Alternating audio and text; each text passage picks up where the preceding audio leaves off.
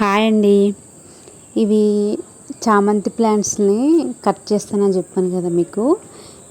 ఇది అంత హైట్ లేదన్నమాట ఈ ప్లాంట్, అందుకని నేను దీనికి చిగురు అనేది కట్ చేస్తున్నాను అనమాట. కట్ చేసిన తర్వాత ఇలాగా పసుపు పెడుతున్నాను అనమాట కట్ చేసిన దగ్గర.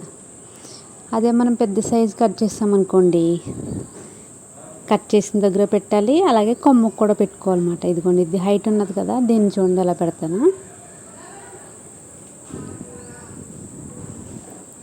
ఇలా కట్ చేసుకున్న తర్వాత కొంచెం పసుపు పెట్టుకుంటే ప్లాంట్కి ఏం కాదన్నమాట.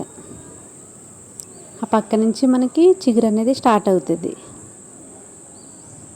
ఇలా కట్ చేసుకునేవన్నీ ఇదిగోండి ఇసుక వేసుకుని, ఇందులోని ఒక బాటిల్ కట్ చేసుకుని అందులో ఇసుక వేసుకుని ఇలా పెట్టుకున్నాను అనమాట. ఇవి అన్నీ హెల్తీగానే ఉన్నాయి కాబట్టి నేను ఇంకా కొంచెం సాయిల్ని కొంచెం ఇసుక కలిపిన దాంట్లో పెట్టేస్తాను. మళ్ళీ మీకు నెక్స్ట్ వీడియోలో చూపిస్తాను అనమాట. ఈ ప్లాంట్స్ అన్నీ చాలా హెల్తీగా ఉన్నాయన్నమాట. ఇవి ముందు తెప్పించుకున్న చామంతి ప్లాంట్స్ అన్నమాట. నేను నెక్స్ట్ టైం తెచ్చుకున్నవి చూపిస్తాను మీకు. ఇదిగోండి, ఇలా వచ్చినప్పుడు ఇలా ఇరిగిపోయినాయి అన్నమాట.